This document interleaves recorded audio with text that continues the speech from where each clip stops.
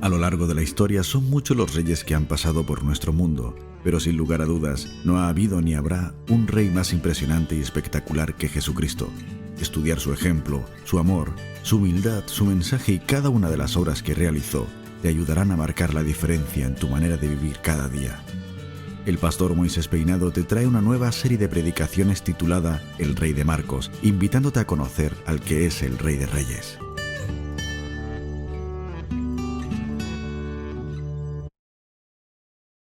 Jesús dividió la historia. Y no solamente dividió la historia, sino que dividió el corazón de muchas personas. Y lo que sucedió fue que las multitudes empezaron a seguir a Cristo. Las multitudes seguían a Jesús. Y no solamente las multitudes, hemos visto en los mensajes anteriores que los religiosos, los fariseos, los escribas, los que conocían la Biblia, también seguían a Jesús, aunque ellos lo seguían con una intención muy negativa. Ellos lo que querían era pillar a Jesús.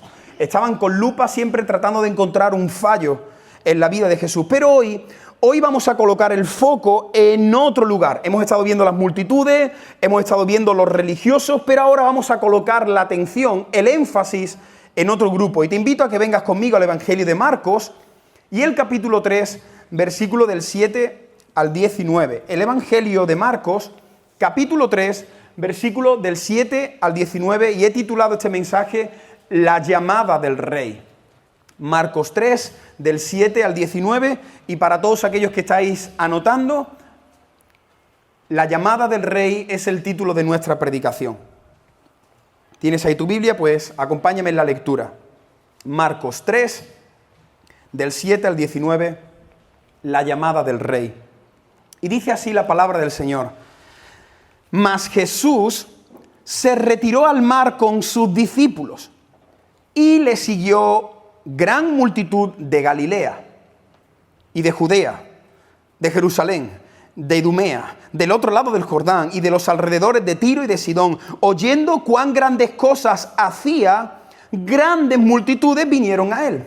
Versículo 9. Y entonces le dijo a sus discípulos que le tuviesen siempre lista la barca, a causa del gentío de la multitud, para que no le oprimiesen, porque había sanado a muchos, de manera que por tocarle, cuantos tenían plagas caían sobre él. Y los espíritus inmundos, al verle, se postraban delante de él y daban voces diciendo: tú eres el Hijo de Dios. Mas él los reprendía mucho para que no le descubriesen. Versículo 13. Después subió al monte y llamó así a los que él quiso, y vinieron a él. Y estableció a 12 para que estuviesen con él y para enviarlos a predicar, y que tuviesen autoridad para sanar enfermedades y para echar fuera demonios. A Simón, a quien puso por sobrenombre Pedro, a Jacobo, hijo de Zebedeo, y a Juan, hermano de Jacobo, a quienes apellidó Boanerges, esto es, hijos del trueno, Andrés, Felipe, Bartolomé, Mateo, Tomás, Jacobo, hijo de Alfeo, Tadeo, Simón el cananista y Judas Iscariote, el que le entregó, y vinieron a casa. Hasta aquí la lectura del pasaje que quiero desarrollar con la ayuda del Señor en esta mañana. Si has estado atento a la lectura, espero que sí, acabamos de ver que Jesús impactó tanto a la sociedad que dice la Biblia que las multitudes lo seguían, lo perseguían. Todo el mundo quería verlo, todo el mundo quería escucharlo, todo el mundo quería un selfie, una foto, un autógrafo. Todo el mundo perseguía a Jesús. Ahora, estamos hablando de algo que sucedió hace 2000 años. O sea, que tú no podías comunicarte por WhatsApp. Tú no le podías decir a tu primo que Jesús estaba en tal calle, no podías mandarle la ubicación. La gente no se enteraba de los movimientos de Jesús por medio de las redes sociales, no había prensa, no había radio, no salía Matías Prats a decirte por dónde caminaba Jesús. ¿Entiendes? Qué increíble cómo la fama de Jesús estaba por encima de las limitaciones. Lo que allí predominaba, que al final es lo más efectivo, es el boca a boca. Tú cuéntale algo a alguien y dile, no lo cuentes. Como le diga no lo cuentes, al contrario. Es mejor decirle, cuéntalo y hace lo contrario. Pero el boca a boca hizo que la fama de Jesús se extendiera por muchísimos lugares. Mira, hemos leído que vinieron de Judea, eso es el sur de Jerusalén. vinieron de otra zona que es Idumea, que eso es el sur de Palestina. Incluso vinieron desde Fenicia.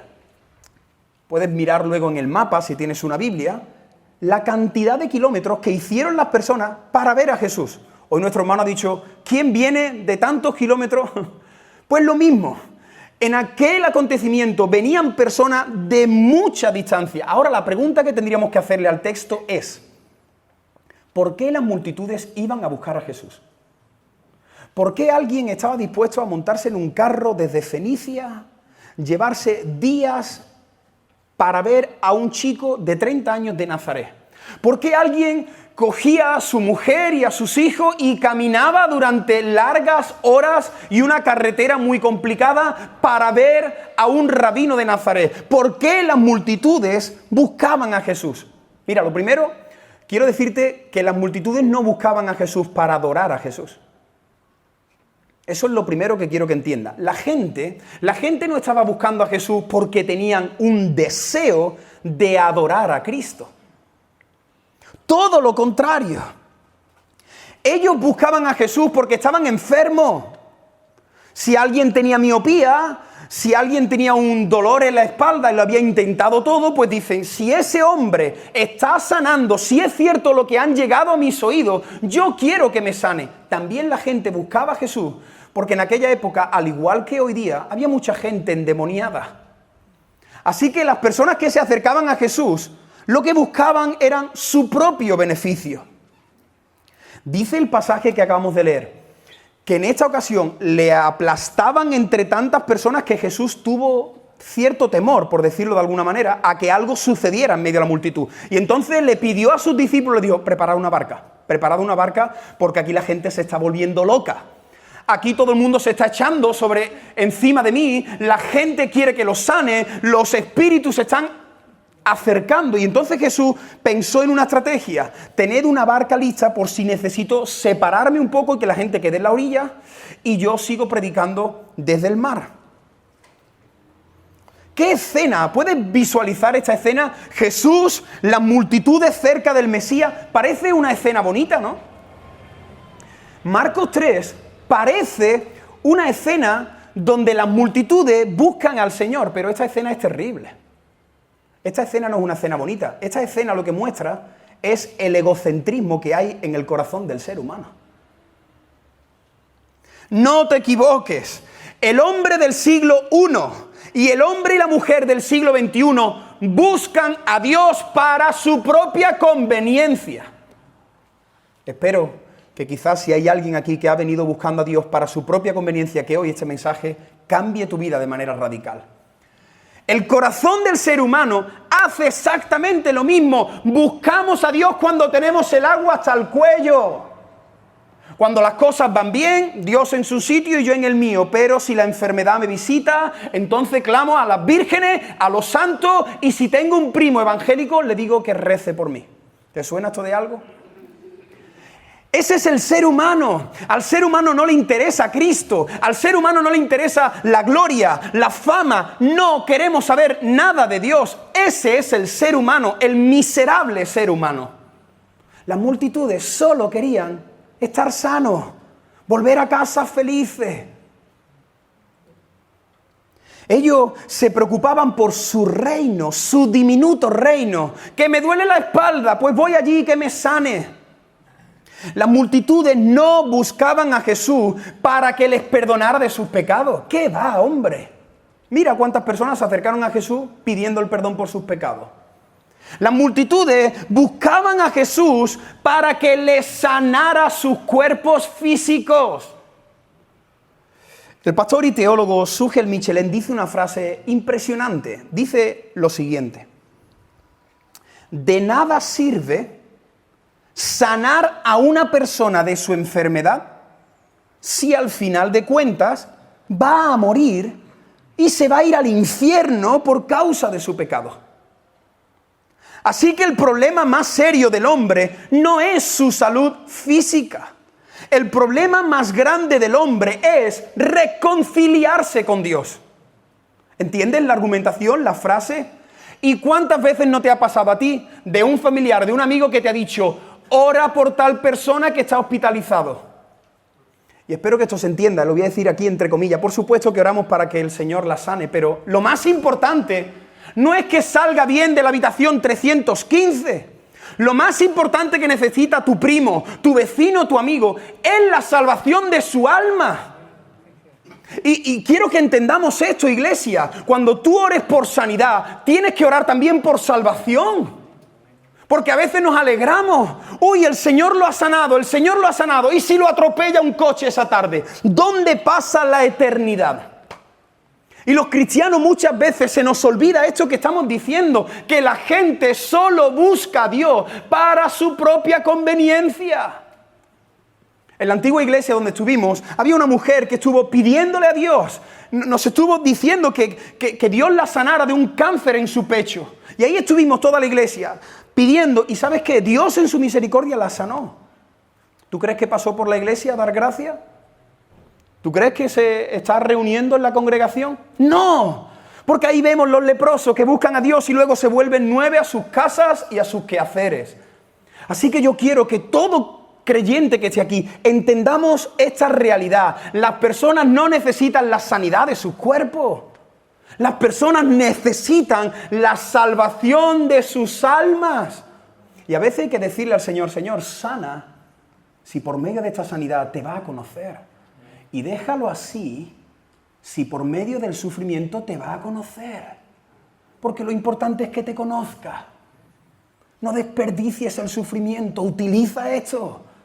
Ahí cuando se vea en la cama postrado, cuando vea que ya no quedan amigos, cuando vea que el dinero no le puede salvar, toca tú su corazón, Señor. Y quiero hacerte una pregunta a ti que estás aquí. ¿Tú te estás acercando a Jesús para ver qué puedes recibir de Él? ¿Cuántas personas van a la iglesia acercándose para ver qué recibo del Todopoderoso? ¿O tú te estás acercando a Jesús porque reconoces que tu alma necesita de su amor y de su gracia? ¿Por qué estás hoy aquí? ¿Tú estás buscando a un Cristo que te libre de tus problemas, te haga la vida un poquito más fácil, te dé un trabajito y te sane todas tus enfermedades? ¿Cuántas personas se acercan a la iglesia buscando eso? ¿Cuántas personas se te acercan a ti diciendo, pídele a Dios a ver si me da un trabajito? Ah, eso es lo que tú quieres de Dios, ¿no? Un trabajito. ¿Hay alguien aquí que está buscando al Señor para que Dios transforme mi sucio corazón? ¿Hay alguien aquí que realmente lo que le interesa de Dios es que Él transforme tu mal carácter, la envidia cochina que te corrompe por dentro, las malas palabras, la manera como estás tratando a tu esposa, a tu esposo, a tus hijos? ¿Estás buscando a Dios para que Él te libere del orgullo, de la mentira? ¿O estás buscando a Dios porque necesitas 700 euros para pagar tus deudas? ¿Estás buscando al Señor para que Él perdone tus muchos pecados? ¿Estás buscando al Señor para que Él restaure todas las áreas de tu vida? Lo que te pasó en la infancia, a la persona que todavía no has perdonado, lo que sucedió con tu padre, con tu tío. ¿Estás buscando al Señor para que Él sane no tu cuerpo físico, sino tu alma? ¿Tú estás aquí para recibir o estás aquí para adorar? ¿Cómo has venido hoy aquí? ¿Has venido para recibir o has venido para adorar? Jesús no vino para atender a las multitudes. No. Las atendió, pero Él no vino principalmente para atender a las multitudes. Jesús vino a buscar discípulos. Jesús dejó su trono, se hizo hombre y pisó Judea, Samaria y Palestina buscando a discípulos, no a multitudes. Quiero decírtelo, Cristo no es el genio de tu lámpara. Cristo no es el genio de la lámpara que tú lo frotas, la lámpara, hace una oración y Él te concede. No, Él es el Señor, Él es el Salvador de la humanidad. Tú te tienes que alinear con su plan, tú te tienes que alinear con su sueño, con su proyecto. Este día que estamos estudiando, Jesús hizo algo muy interesante, ya se cansó de las multitudes. Dejó a las multitudes ahí en la orilla del mar, y dice la Biblia que se subió al monte para estar a solas con su Padre. Quiero que os deis cuenta que la Biblia dice que ya tenía algunos discípulos, de eso ya lo vimos también, que Él ya llamó a ciertos hombres, pero todavía no había cerrado su equipo. Él todavía no tenía 12, tenía algunos, Pedro, Juan, Jacobo, tenía algunos, pero no había cerrado su equipo. Así que ahora es el momento donde él cierra su equipo. Si tienes tu Biblia abierta, mira lo que dice el versículo 13. Después subió al monte y llamó así a los que él quiso, y vinieron a él. Hoy quiero desarrollar esta predicación basándome solo especialmente en este versículo. Aunque el llamamiento que vemos aquí es un llamamiento específico, porque es cierto, aquí Jesús está hablando del llamamiento que hizo a 12 hombres, que más tarde luego fueron sus 12 apóstoles, menos Judas, y luego fue sustituido por otros. Pero aquí Jesús está llamando a 12 hombres. Es cierto, el pasaje está hablando de una manera clara de cómo él llamó a 12 hombres, pero la Biblia hay que saber interpretarla y aplicarla. Y hoy yo quiero que veamos algunas cosas de este pasaje que se aplican al llamamiento general que Dios hace a lo largo de los siglos a todos los discípulos que Él tiene sobre la faz de la tierra. Lucas lo dice de otra manera. Lucas capítulo 6, versículo 12 dice: en aquellos días, Él, Jesús, fue al monte a orar y pasó la noche orando a Dios. Antes de que entremos en el tema principal de este mensaje, quiero que veamos este detalle de Jesús. ¿Estás conmigo en la escena? Jesús está rodeado de una gran multitud, la gente le busca solo por la conveniencia, Jesús está ahí, en su misericordia sana, en su misericordia libera, pero Él no ha venido a eso. Él no ha venido a apagar fuegos, Él ha venido a salvar almas. Él ha venido a hacerse un equipo que predique el Evangelio. Así que cuando Él ya se ve ahí acorralado y ve el caos y ve el egoísmo de las multitudes, dice: me las piro. Y de repente no sabemos, pero se abre paso entre la multitud y empieza a subir ladera arriba, y dice la Biblia y el Evangelio de Lucas que estuvo una noche entera orando, buscando al Padre. Ahora, mira qué interesante lo que he puesto en esta frase. Jesús en todo momento dependía del Padre, buscaba la dirección del Padre y hacía la voluntad del Padre. No te pierdas esto. ¿Por qué subió Jesús al monte? Porque Él dependía del Padre, pero Él no era Dios, sí, pero Él es la segunda persona de la Trinidad y Él sabe someterse al Padre. La Trinidad es un reflejo del sometimiento. El Hijo al Padre, el Espíritu al Hijo, la Iglesia al Señor, el hombre a Cristo y la esposa al marido. Hay un orden perfecto que refleja el orden y la hermosura que hay en la Trinidad. Así que Cristo está subiendo y Él lo que hace en la montaña es depender del Padre, buscar la dirección del Padre y hacer su voluntad. Qué bueno sería, hermano, que toda persona que esté escuchando este mensaje imitemos estas tres cosas que hizo Jesús. ¿Tú sabes por qué metemos la pata hasta el cuello? ¿Por qué nos salen las cosas mal? ¿Por qué firmamos hojas de divorcio? ¿Por qué compramos un coche y luego nos damos cuenta que no tendríamos que haber invertido ahí? ¿Por qué cogemos un trabajo que dices: Dios mío, pero ¿quién me ha mandado a mí a estar trabajando? ¿Sabes por qué? Porque no pasamos más tiempo en el monte de su presencia. Vivimos de ruina en ruina porque no buscamos más al Señor y su dirección.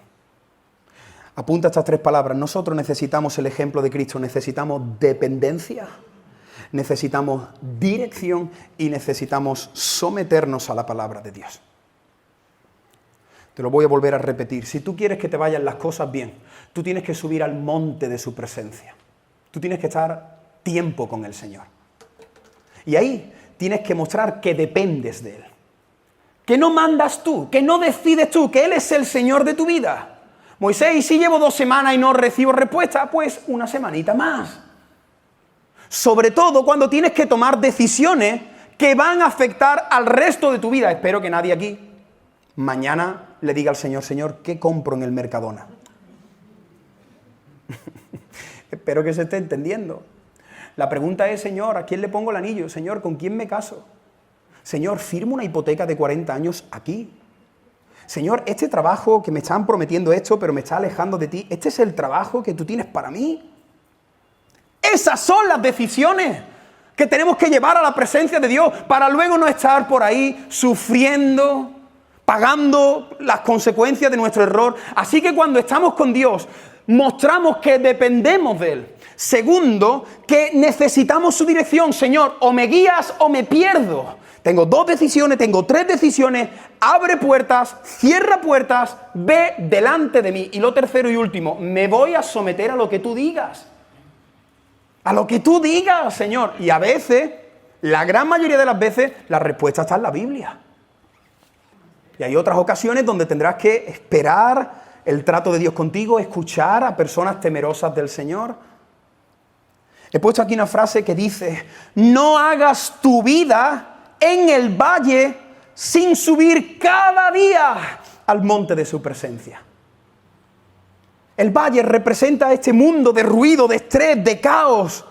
No hagas tu vida ahí, desde que te levantas hasta que te acuestas en el valle. Hay que subir a la montaña, hay que alejarse del ruido, hay que bogar mar adentro, hay que estar a solas con el Señor, hay que buscar al Señor por la mañana bien temprano antes de que salte el despertador, por la noche cuando el silencio te visita, momentos de quietud en la presencia de Dios para buscar su rostro, para depender de Él, para pedirle dirección y en tercer lugar, para someterte a lo que Él te diga. Necesitamos alejarnos un poco más del valle. Y ahora sí, vamos al tema, versículo 13. Algunos dicen: Moisés, ya con esto estoy despachado. Bueno, me alegro. Pero vamos al tema. Versículo 13. ¿Tienes tu Biblia ahí? Míralo, no cierres tu Biblia y observa todo lo que vamos a sacar de un versículo.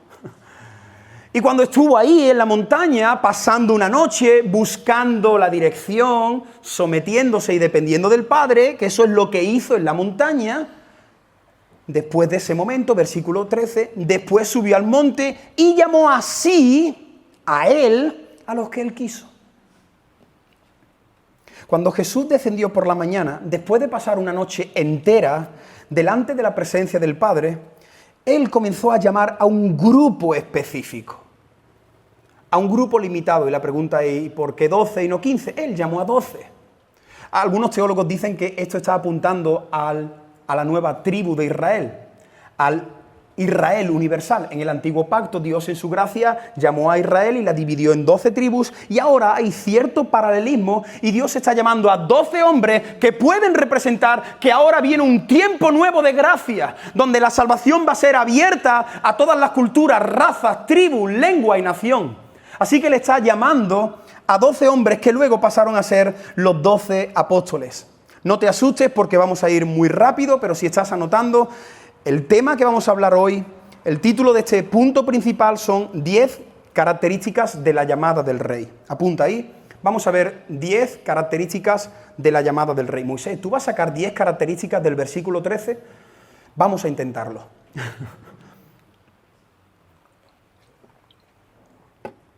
Hoy estamos viendo la llamada del rey.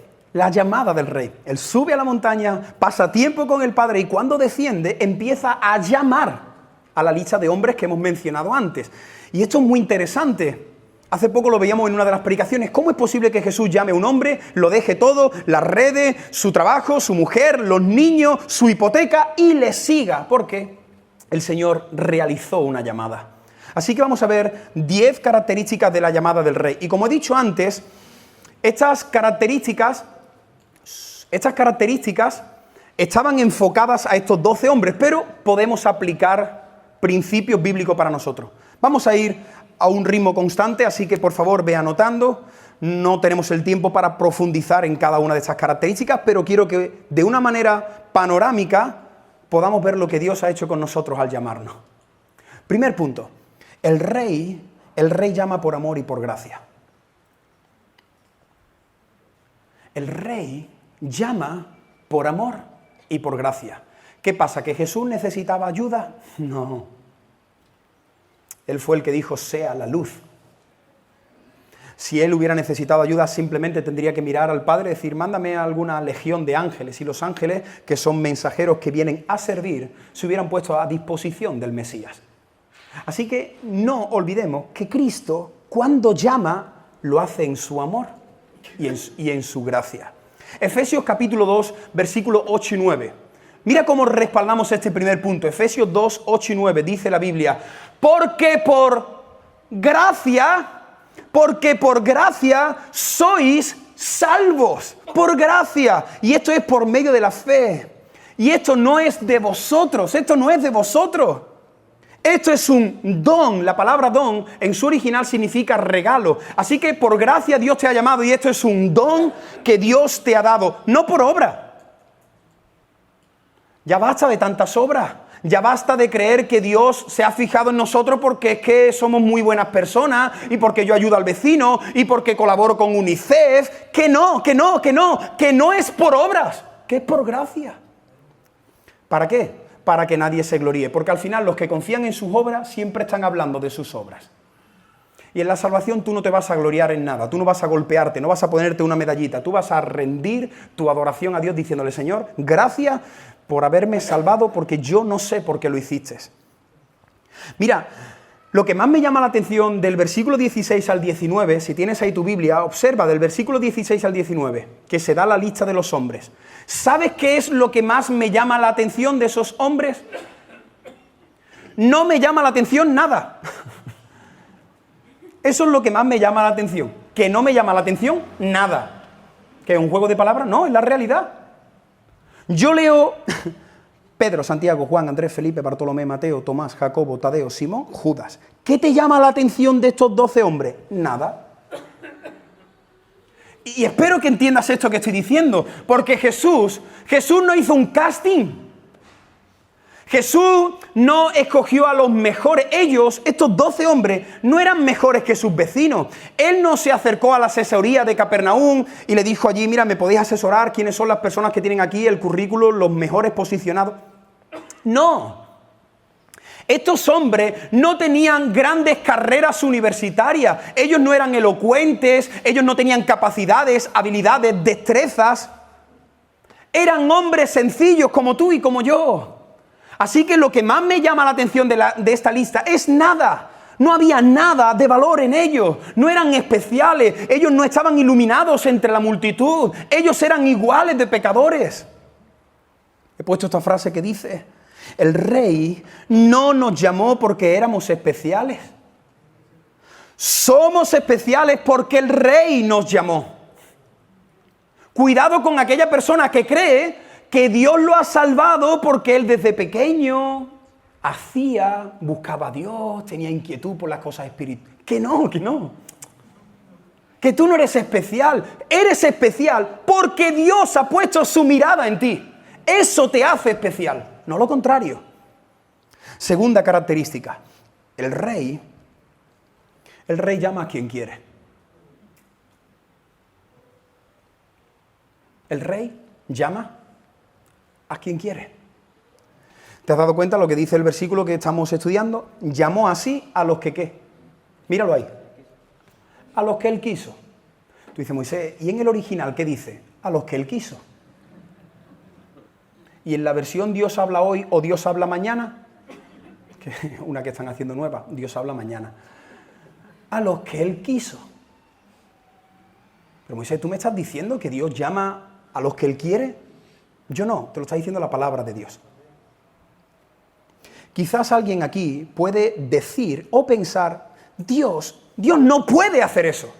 Dios no puede llamar a los que Él quiera llamar. Él tiene que llamar a todo el mundo. Pero no te olvides que Dios es el Rey soberano. Él puede hacer lo que quiera. Quizás no lo entiendes, quizás no lo compartes, quizás te molesta, pero esto es una argumentación bíblica. Es una afirmación que nos inquieta, pero esto es la realidad que vemos a lo largo de las Sagradas Escrituras. Dios llamando a los que Él quiere. Esto se respalda con un pasaje muy potente, muy poderoso, que se encuentra en Romanos 9, 15, 16. Mira lo que dice la Biblia. Tendré misericordia del que yo tenga misericordia. Y me compadeceré del que yo me compadezca. Así que no depende del que quiere ni del que corre, sino de Dios que tiene misericordia. Unos versículos más abajo hay un versículo que es muy complicado, es una piedra en el zapato para muchos creyentes. Dios dice: a Jacob amé y a Esaú lo aborrecí. Y esto lo hice desde el vientre, para que no haya obras, para demostrar que yo llamo a quien quiero. La segunda característica del llamado es que el rey el rey llama a quien quiere llamar, que por cierto, para eso es el rey. ¿Y a quién llama? Tercera característica. El rey llama a los que el Padre eligió. De hecho, es muy interesante. Algunos teólogos afirman que ese tiempo de quietud en el monte, el Padre le estaba revelando al Hijo lo que Él debía de hacer, lo que el Padre había establecido desde antes de la fundación del mundo. Así que la tercera característica es que el rey no llama porque él quiere llamar a los que él quiera, no, es que Cristo está sometido al Padre y el Padre es el que le dice al Hijo aquellos que tienen que ser salvos por su amor y por su gracia. Efesios capítulo 1, versículo del 3 al 6, está aquí proyectado. Bendito sea el Dios y Padre de nuestro Señor Jesucristo. ¿Por qué bendito? ¿Por qué dice Pablo bendito? Porque Él nos ha bendecido con toda bendición espiritual en los lugares celestiales en Cristo. Según nos escogió en Él antes de la fundación del mundo. Gloria a ti, porque tú pensaste en mí antes de crear el universo. Versículo 5. En amor, habiéndonos predestinado para ser adoptados hijos suyos por medio de Jesucristo, según el puro afecto de su voluntad. ¿Y esto para qué es? Esto es para la alabanza de la gloria de su gracia, con la cual nos hizo aceptos en el amado. Gloria al Señor. Hay muchas preguntas, muchos interrogantes, muchos matices. Esto es una bomba para la mente humanista, pero Dios es Dios. Dios es Dios. Y ¿sabes qué? También mi confianza es que aquella persona que se rebele contra esto es que tú precisamente nunca vas a querer nada del Señor. Dios te ha dejado en ese estado de pecado. Spurgeon dice que en el infierno no habrá nadie que no quiera estar en el infierno. Dios no es el que manda a las personas al infierno, cuidado. Dios es el que rescata a personas del infierno. Esto es muy interesante. Porque si no decimos, es que Dios es malo. No. El ser humano, la humanidad le dijo a Dios, ahí te quedas. Y Dios dijo, ciertamente morirás. La humanidad iba hacia el precipicio del infierno. Dios podría haber seguido adorando, disfrutando de la adoración de los ángeles, y Él, en su gracia, en su misericordia, en su soberanía, dijo, redimo un pueblo para la alabanza de la gloria de mi nombre. Wayne Grudem, que es el teólogo que estamos estudiando aquí durante estos 3 años, lo define de la siguiente manera. Dice, Wayne Grudem, lo tenemos aquí, dice, tenemos aquí la definición, no a Wayne Grudem. Estaban algunos mirando, ¿dónde está Wayne? Wayne no ha venido, pero su definición sí. Wayne Grudem dice, la elección es simplemente una decisión soberana de Dios. Dios nos escoge sencillamente porque decidió concedernos su amor. Punto. No se debió a una fe o a un mérito previsto en nosotros, porque algunas personas unen estos pasajes diciendo, es que Dios vio en la eternidad que yo iba a cooperar con Él, que no. Algunas personas tratan de explicar la doctrina de la elección, de la predestinación, metiéndole este punto. Es que Dios en la eternidad, Él vio que yo, que no. ¿Qué vio en ti? ¿Qué vio en ti? Acuérdate de lo que vio en ti. ¿Recuerdas quién eras tú, por favor? Si tú tienes la seguridad, si tú puedes afirmar que verdaderamente eres un hijo de Dios, es porque Dios en su gracia, Dios en su soberanía, te ha elegido. Luego Dios se hace hombre en la persona de Jesús y lo dice con otras palabras. Él dice, vosotros me elegisteis a mí. ¿Por qué? Porque yo os elegí primero. Y ahí está la confusión. Es que yo lo elegí. Sí, claro. Yo he decidido seguir a Cristo. Yo he tomado una decisión. Sí. Pero todo eso no hubiera sucedido si el Señor no hace su parte.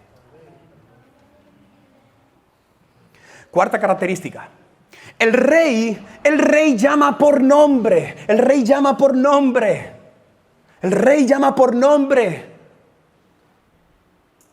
Que mi hijo no es salvo por ser el hijo de Moisés peinado. Que mi hijo no va a ir al cielo y se va a presentar allí diciendo, bueno, aquí estoy, Señor, llevo 57 años en la iglesia bautista, mi padre fue el pastor. Que no, que Dios hace un llamado personal. Personal, Él pronuncia tu nombre, Él cruza su mirada con la tuya. Abraham. Déjalo todo. Abraham. Pero no, Abraham. En medio de la zarza, Moisés. David en el campo. Está su padre enseñando a todos los hijos y dice, no nos vamos a sentar a la mesa hasta que no traigáis a David. Saulo, ¿te acuerdas de Saulo? Ahí va, camino a Damasco y de repente el cielo, y Saulo no iba solo, iba una tropa, y el cielo dice, Saulo, Saulo, ¿por qué me persigue? Jesús está en Jericó, una gran multitud, personas que están buscando al Señor, y él se inclina y mira en un árbol y dice, Zaqueo, tú, desciende. Y bendito día cuando Él hizo eso contigo. Bendito día cuando tú escuchaste que Cristo te llamó por medio de un folleto, por medio de un testimonio, por medio de la locura del Evangelio.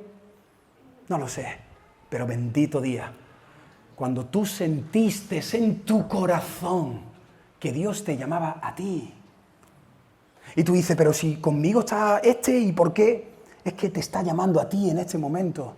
Yo le pido al Espíritu Santo ahora mientras predico que Él llame a personas aquí, a la salvación. Hoy es día de salvación para ti.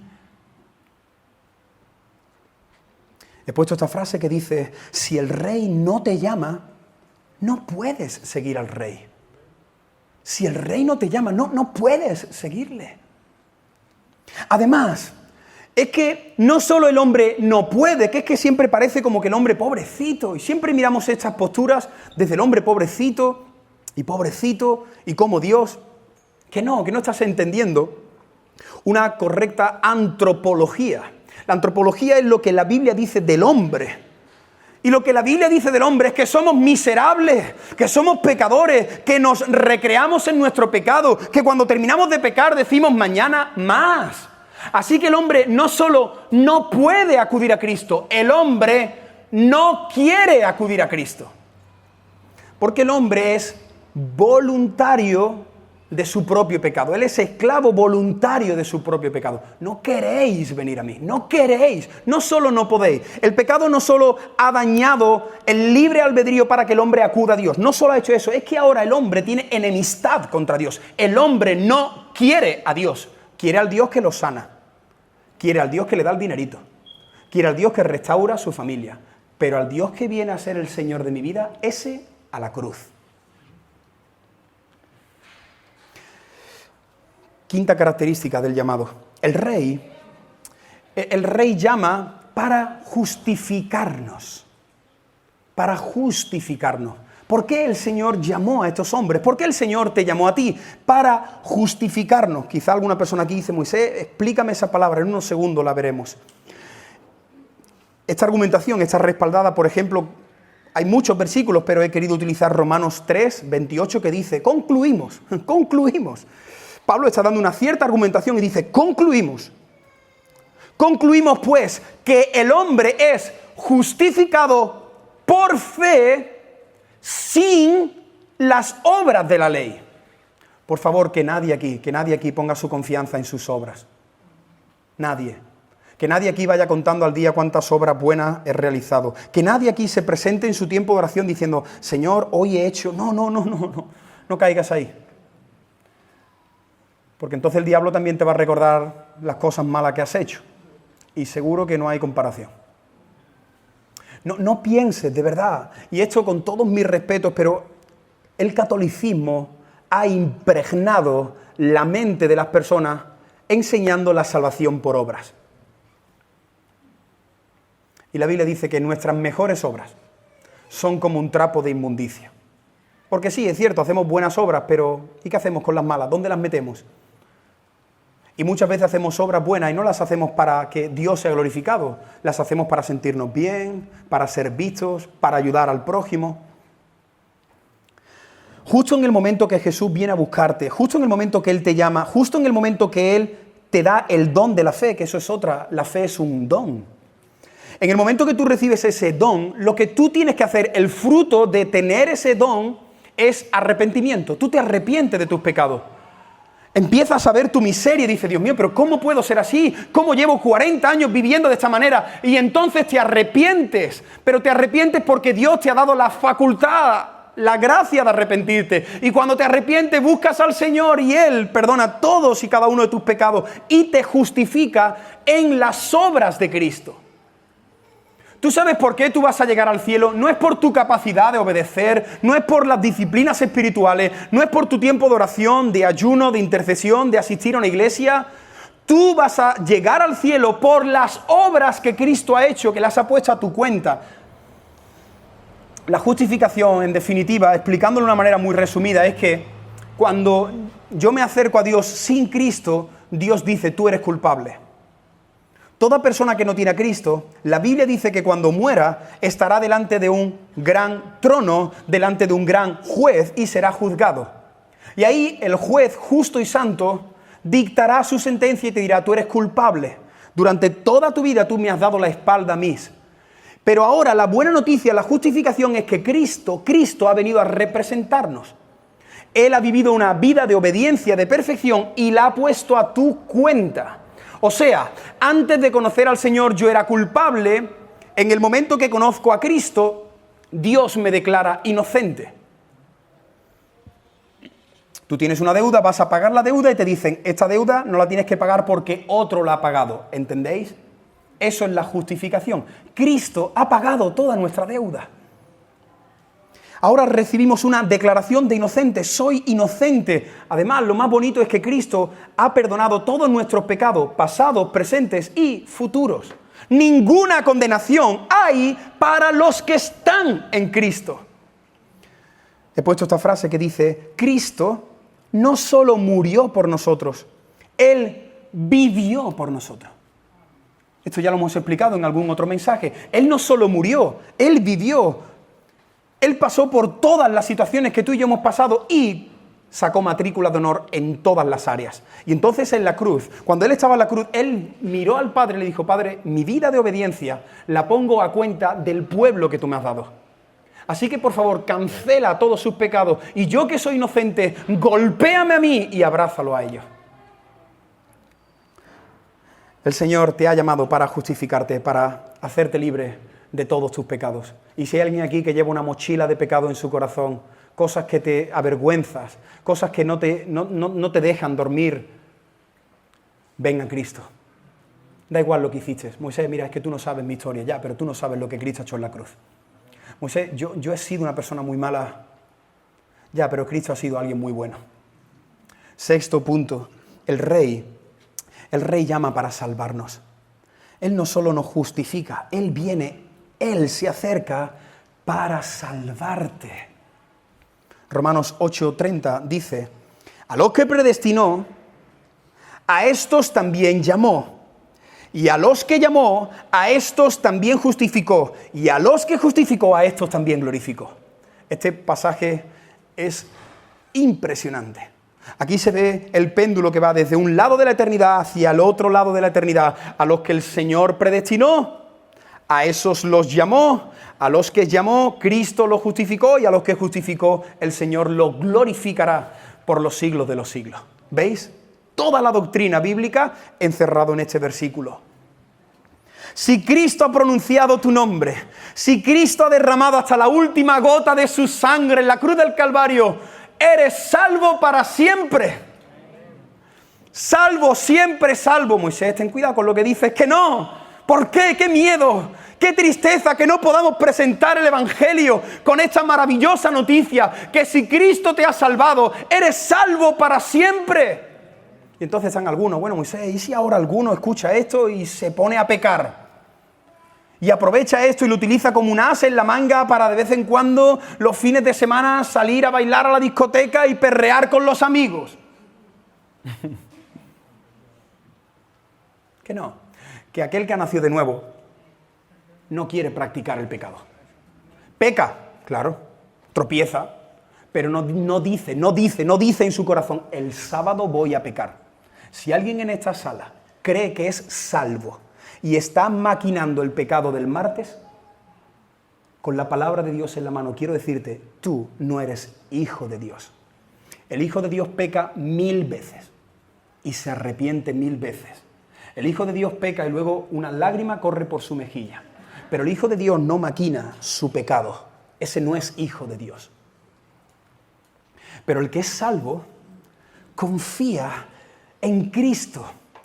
Bueno, Moisés, ¿y ahora qué pasa si yo niego al Señor? ¿Y ahora qué pasa si yo en un momento de mi vida le doy la espalda al Señor? Que Él nunca te dejará. El próximo domingo hablaremos también de esto. El Señor va a guardar tu salvación, la va a guardar en sus manos. Dice Jesús en el Evangelio de Juan 10, Padre, a los que tú me diste, yo, a que me marque un baile, yo, no tú te despistas, pero yo, a los que tú me diste, Padre, yo no he perdido ninguno de ellos. Y cuando estemos en el cielo, entonces cantaremos al Cordero por habernos guardado durante todo nuestro peregrinaje aquí en la tierra. Señor, gracias por guardarme.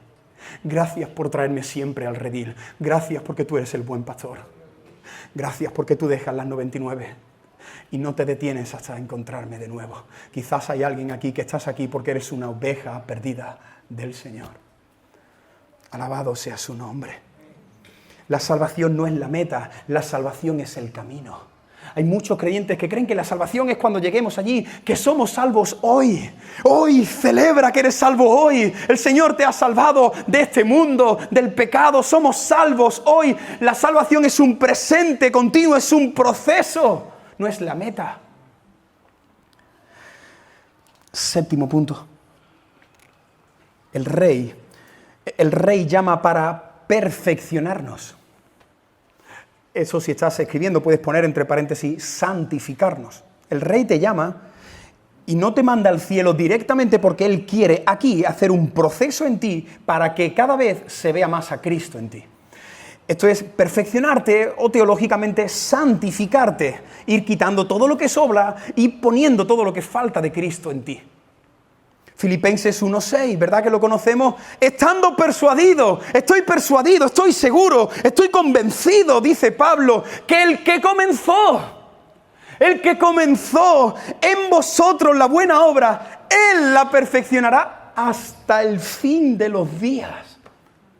Gloria al Señor. Él es el escultor, Él es el artista. Él todavía no ha terminado en ti, no ha terminado en tu matrimonio, no ha terminado en tus hijos. No tires la toalla. Cristo va a santificar tu casa. Cristo va a santificar tu mujer, tu esposo. Él lo ha prometido. Pero Moisés, tú no sabes quién es este. Es que este es torpe. Ya lo sé. Él es torpe y yo soy más. Pero Él no. Mira, de verdad, estoy hablando muy seriamente. Cuando mires a tu alrededor y veas a un hermano que tú digas, Dios mío, pero ¿por qué no te lo llevas o te lo mando? Entiende que Dios tiene un proceso con él. Y lo que Dios ha propuesto, Él lo va a conseguir. Por cierto, no te lleves muy mal con algún hermano, porque en la eternidad Dios te gasta una broma y te dice, ahora vas a pasar media eternidad con él. ¿No quieres lentejas, el plato lleno? Aquí, poner los dos juntitos. 3 siglos. Él nos santifica. Y eso es lo que hace. En esta historia vemos 2 grupos, multitudes, discípulos. Multitudes, discípulos. Las multitudes buscan a Jesús por la conveniencia. Él busca discípulos para trabajar en Él, para moldear su corazón. Tengo 35 años y estoy muy lejos de la persona que yo era cuando tenía 15 años. Pero estoy muy lejos de la persona que seré con 53. Porque confío en la gracia de Dios santificadora que moldea mi vida. No es la capacidad, no es Moisés lo que has conseguido, no. Gracias, Señor, porque no te has cansado de mí, no has tirado la toalla. Cuando Jesús llamó a estos hombres y nos llamó a nosotros, su intención era sacarnos, librarnos de la multitud, librarnos de la religiosidad. Hay diferencia entre ser parte de la multitud y ser parte de los discípulos. Hoy aquí bajo este techo somos un buen grupo, somos una multitud. Pero he puesto una frase aquí que dice, las iglesias tienen que estar llenas de discípulos, no de multitudes. La pregunta es, ¿dónde está toda esta multitud el miércoles a las 7? ¿Dónde está toda esta multitud cuando hay que salir a evangelizar? ¿Dónde está toda esta multitud cuando el lunes, en el secreto de su habitación, hay que buscar al Señor? Así que tú mismo respóndete si eres parte de la multitud o si eres un discípulo de Cristo. Las multitudes van de domingo en domingo, de actividad en actividad. Los discípulos caminan con Jesús, huelen a Jesús, hablan como Jesús.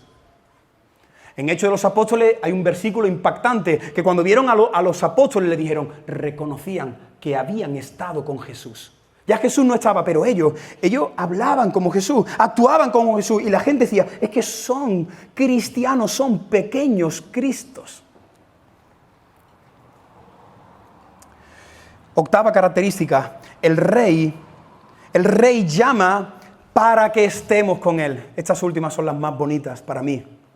¿Tú sabes para qué el Señor nos llama? Versículo 14. Dice que Él subió al monte, llamó así a los que Él quiso, para que estuviesen con Él. ¿Cómo es posible, Señor? Esto es realmente hermoso. Señor, yo era un miserable con 13 años. Y tú me llamas porque quieres estar conmigo. Me he perdido algo. Me falta algo en la ecuación. El principal deseo de Jesús es llamarnos para que estemos con Él. ¿Te has dado cuenta que Jesús llama a estos 12 hombres y les dice, vais a vivir la aventura más increíble de la historia de la humanidad? Veniros conmigo durante 3 años. Y desayunan con Él y pasean con Él. Jesús llamó a estos 12 hombres para que estuviesen con Él. Desayunar, pasear. Yo pienso aquí como el salmista en el Salmo 8. ¿Te acuerdas del salmista cuando mira la creación, se mira a él dice, ¿qué es el hombre para que tú lo visites? Hermano, ¿tú te has parado a pensar en esto? ¿Quién eres tú para que Dios quiera estar contigo? ¿Quién eres tú para que mañana tú en la habitación puedas sacar un rato y adorar al Creador del universo? ¿Quién eres tú para poner una canción en tu coche y cantar y que tu adoración llegue al trono de la gracia? ¿Quién eres tú? Pues es que el Señor te ha llamado para que estés con Él. Y son muchos los cristianos que no tienen clara su identidad y lo único que hacen es cosas para Dios, pero no están con Dios. Hay muchos creyentes que tienen la mentalidad de jornalero, haciendo cosas para Dios. Escúchame, que Dios no quiere que hagas tantas cosas. Dios quiere estar contigo. Dios desea estar contigo. Él quiere que disfrutes de su presencia, de su compañía. Recuerda, hay que dejar el valle para subir al monte. Hay que dejar el valle para subir al monte de su presencia. Eso es lo que quiere el Señor con nosotros. El Espíritu nos anhela, dice la Biblia. El Espíritu está deseando estar con nosotros. Cristo está intercediendo por nosotros. Novena característica. El rey llama para que le demos a conocer. El rey nos llama para que le demos a conocer. Dice, versículo 14, para que estuviesen con él, segunda parte, y para enviarlos a predicar. Primero quiero que estés conmigo. Segundo, quiero que vayas y hables de mí. Novena característica es que Cristo, Dios, te ha llamado para que tú le des a conocer. Hemos dicho que tenemos que estar en el monte de su presencia, pero cuidado, no podemos estar todo el tiempo en el monte de su presencia. Hay que subir al monte, descender al valle. Hay que subir al monte, hay que bajar al valle. ¿Por qué? Porque en el valle está la necesidad, porque en el valle están las multitudes perdidas, porque en el valle está el que necesita el abrazo, el beso, la caricia del Creador. En el valle está la miseria, el pecado. En el monte se está muy bien, dijeron los 3 discípulos. Hagamos una enramada, vamos a quedarnos aquí. Le dijo el Señor, no, hay que descender. Así que, hermano, el cristianismo sí, es cierto, Dios quiere que estemos con Él, Dios quiere darnos dones, darnos experiencia, pero Dios quiere que descendamos y que tengamos los pies en la tierra y que prediquemos el Evangelio. Él no te ha llamado para que estés todo el día leyendo la Biblia, orando, adorando, estudiando teología. Él no te ha llamado solo para eso, Él te ha llamado para que prediques el nombre de Cristo. Por cierto, ¿desde cuándo no le hablas a otros de tu rey? ¿Esta semana le has podido hablar a alguien? Esta semana, Moisés, esta semana, no. Bueno, ¿y la otra? La otra. La otra tampoco. Hermano, que Dios, escúchame, estos no son 10 pasos que te estoy dando. Yo quiero que medites en esto. Y si luego lo has anotado y si luego puedes volver a escuchar la predicación, entiendas para qué nos ha llamado Dios. Y Él, entre otras muchas cosas que estamos viendo, Él te ha llamado para que tú hables de Él. La 10ª y última característica. Y el rey nos llama para darnos autoridad. Versículo 15. Y que tuviesen autoridad. Los he llamado para que estén conmigo. Los he llamado para que prediquen. Y los he llamado para que tengan autoridad. ¿Y cómo tenemos autoridad? Mira, la autoridad no es alzando la voz. La autoridad no es orando con palabras muy elocuentes. La autoridad está en el Espíritu Santo. La autoridad está cuando un hombre, una mujer está lleno del Espíritu Santo. El Espíritu Santo es poder de Dios, dice la Biblia. Y este último punto, quiero que entiendas que si eres hijo de Dios, si Dios te ha llamado, tú tienes poder. ¿Tienes poder para qué? Para resistir al diablo. Muchos creyentes, y el diablo. Dios te ha dado poder, Él te ha puesto por cabeza y no cola. Tenemos poder en el nombre de Jesús. Para mirar al diablo y decirle, huye de mí, sal de aquí, en el nombre de Jesús, apártate, Satanás. Muchas veces los creyentes, cuando estamos enredados y pecamos, lo primero que hacemos es el diablo. ¿Y dónde está la autoridad que Dios te ha dado para combatir, para resistir al diablo? ¿Dónde está? Pero es que además esa autoridad, ese poder es para mirar la tentación y decir no. Hermano, se puede no pecar. Amén. Se puede no pecar. Pecamos, pero se puede no pecar. Y gloria a Dios porque ahora podemos no pecar. Se puede no ver pornografía. Se puede hacer las cosas bien. ¿Por qué? Porque Dios ha metido poder dentro de ti. Y por cierto, no sé si lo compartes o lo crees, pero hay poder para echar fuera demonios. Hay poder en el nombre de Jesús. Hay poder para sanar enfermos. Y hay poder para expulsar demonios. Qué triste, hermano, que muchos creyentes hoy día, en el siglo XXI, viven su cristianismo sin poder.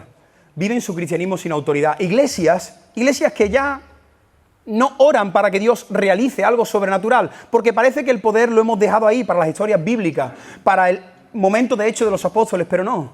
Estas señales seguirán a los que creen en mi nombre. Echarán fuera demonios, sanarán enfermos, perdonarán pecados. Nosotros somos el pueblo de Dios y en el nombre de Jesús hay poder. Hay poder. Ahora quiero decir algo muy interesante sobre esto que acabamos de decir. Hemos visto que Jesús llamó a los discípulos para que estuviesen con Él. Segundo, para enviarlos a predicar. Y tercero, para que tuviesen autoridad. Yo creo que este orden que aparece en este versículo es el orden bíblico. Mira, te lo voy a explicar. El orden correcto es primero mi identidad, saber quién soy en el Señor.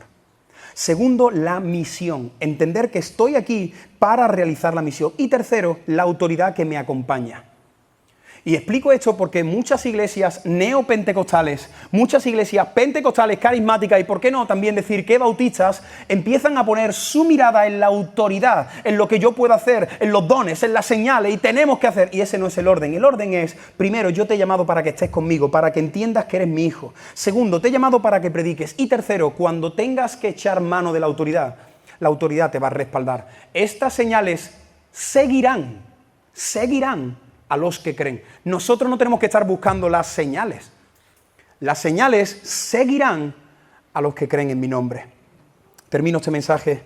Hemos visto 10 características sobre la llamada del Rey. La respuesta de esta llamada, ¿qué pasó cuando Jesús descendió del monte y empezó a llamar al resto del equipo que le faltaba? Pues este último punto lo he titulado Resultados de la llamada del Rey. ¿Qué sucede cuando el Señor te llama? ¿Qué sucede si el Señor pronuncia tu nombre? ¿Qué sucede si el Señor pasa por tu lado y te dice, sígueme? Lo dice el versículo 13 y esta es la tercera parte. Dice, después subió al monte, ya hemos visto que en el monte él dependía del Padre, buscaba la dirección y se sometía. Segundo bloque, hemos visto el llamado, llamó así a los que él quiso, 10 características sobre el llamado. Y en tercer lugar, la tercera parte de este versículo, ¿lo ves? Y vinieron a él.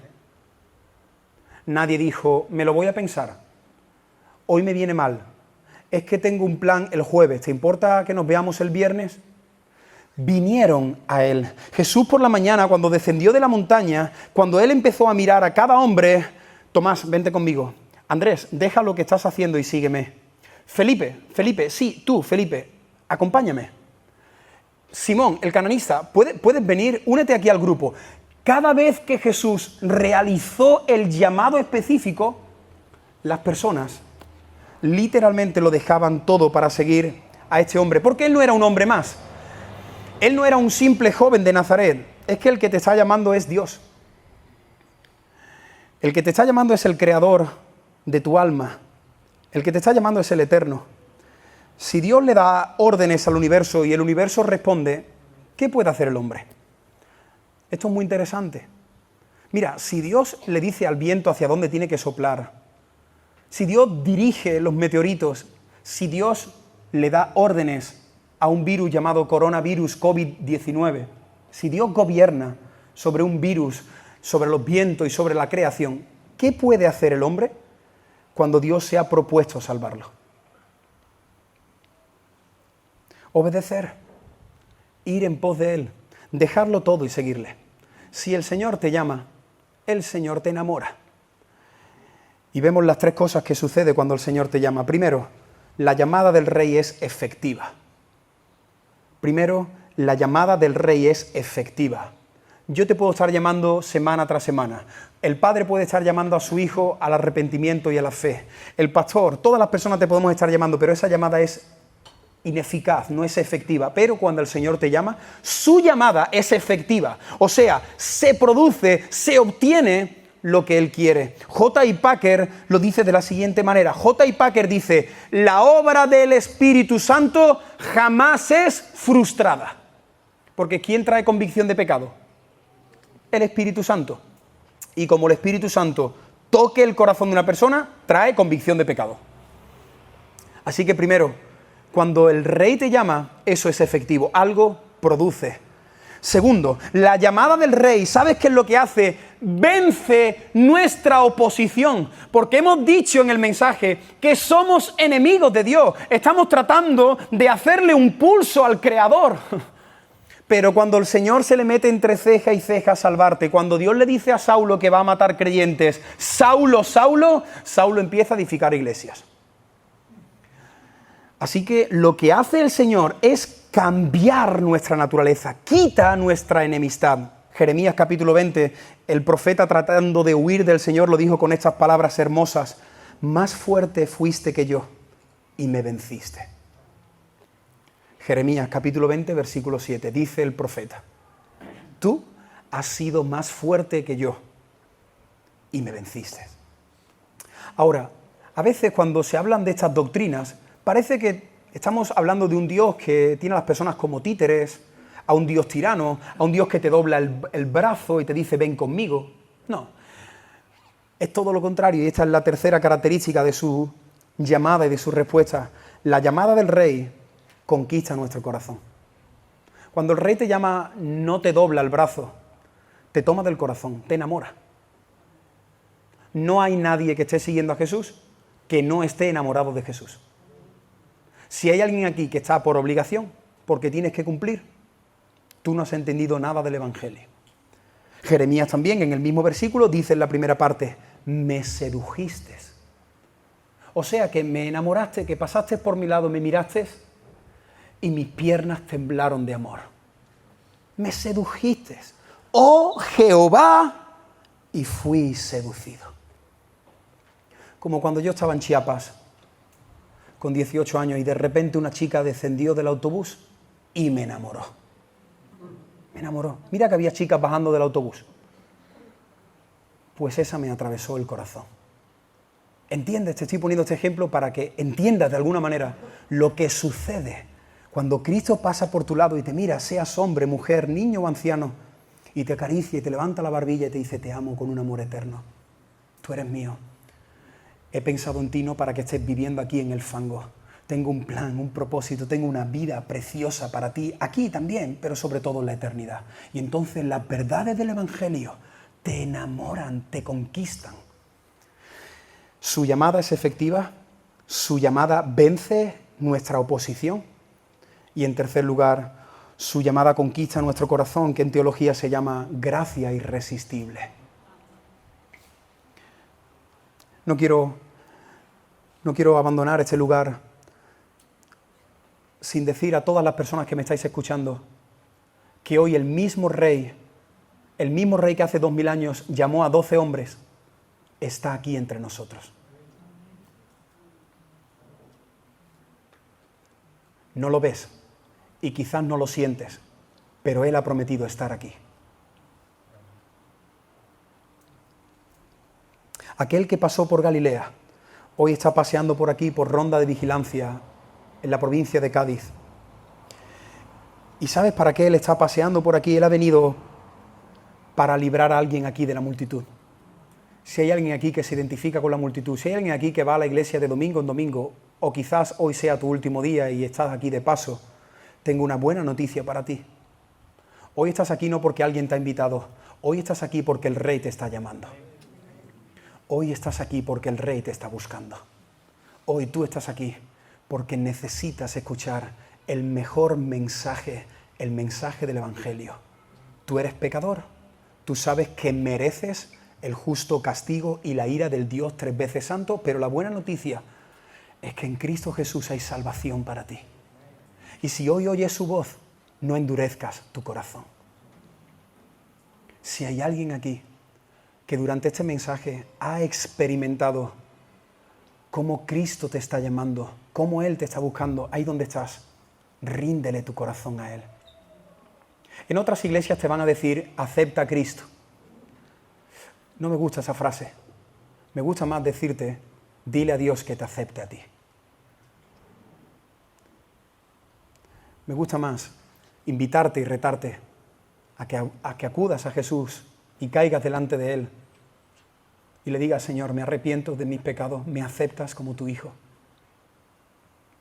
Espero y deseo que no salgas de aquí siendo parte de la multitud. Espero y deseo que salgas de aquí a partir de hoy siendo un verdadero discípulo de Cristo. Y si hay personas aquí que ya el Señor te ha llamado, si eres un discípulo de Cristo desde hace tiempo, por favor, recuerda, reflexiona esta semana en las características de tu llamado. Esas 10 características que hemos visto. Te resumo lo que hemos visto en este mensaje. En primer lugar, hemos visto el ejemplo del rey en la relación con su padre. Él subía, pasaba tiempo en la montaña, buscando la dependencia del Padre, la dirección y el sometimiento. Todo creyente debe realizar eso en la intimidad con el Señor. Depender, buscar su dirección y someternos. En segundo lugar, aquellos que somos salvos, aquellos que somos sus discípulos, Dios nos ha mostrado 10 características del llamado. Y en tercer lugar, hemos visto que si el Señor te llama, Él produce algo precioso en tu vida, cambia tu corazón de piedra por uno de carne y te enamora para siempre. Señor, bendice tu palabra. Bendice tu palabra que ha sido predicada en esta mañana. Que podamos meditar en estos 3 puntos, Señor. Que no haya aquí ningún creyente que tome decisiones, ningún creyente que se enrede en el pecado, en el fango de este mundo por no pasar tiempo en el monte de tu presencia. Ayúdanos a ser una iglesia que te busca, a ser creyentes que dependen de ti, a ser creyentes que no dan un paso sin tu dirección, y a ser una iglesia bíblica, una iglesia que se somete a lo que dice tu palabra.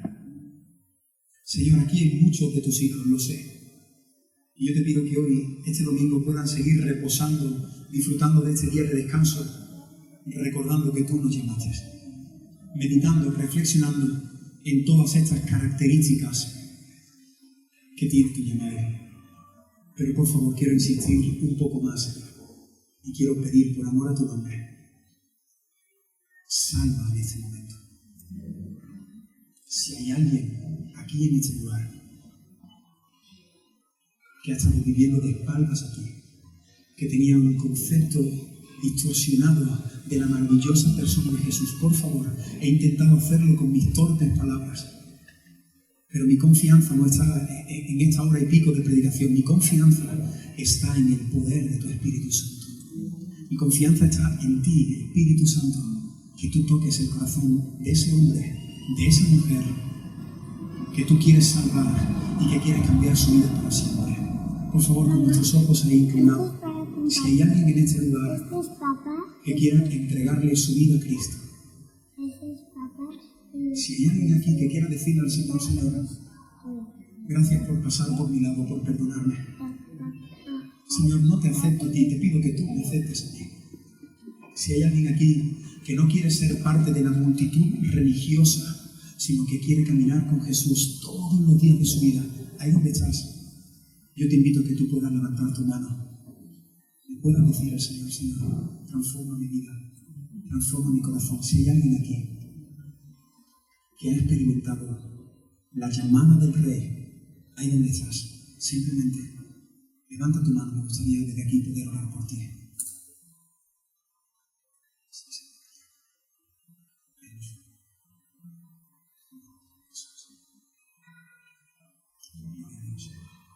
Si hay alguien más que quiera confesar al Señor, a Jesús, ahí donde estás puedes levantar tu mano y decirle al Señor, Señor, entra en mi corazón. Gloria a Dios.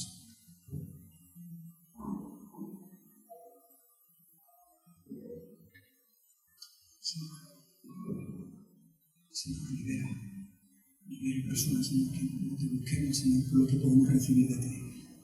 Que te busquemos para estar contigo, Señor. Señor, esta vida tú le estás mostrando a este mundo que esta vida es muy frágil. Somos muy vulnerables. Hay personas aquí, quizás bajo este techo, que tienen miedo a un virus pequeñito.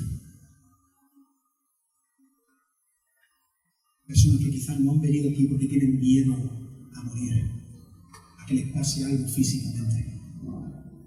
Cuando nosotros, Señor, finalmente confiamos, dependemos de ti.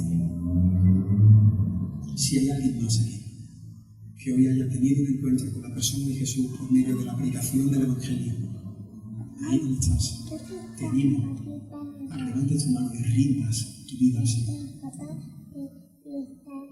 Si hay alguien más, gloria al Señor.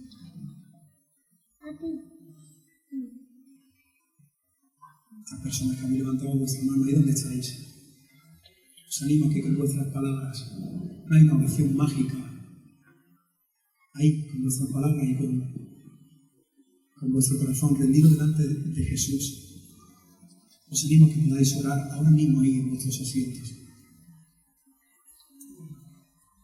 Si queréis, puedo guiar en esta oración.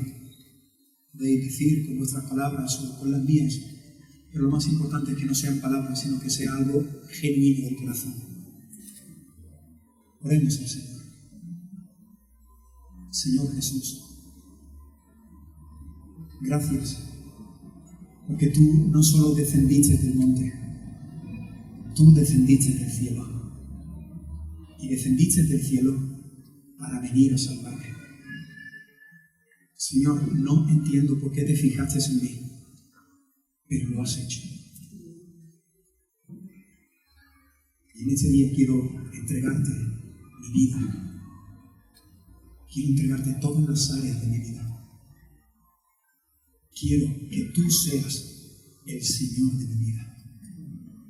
Que tú seas mi Salvador. Sana todas las heridas del alma. Esa situación que me atormenta, hazme libre.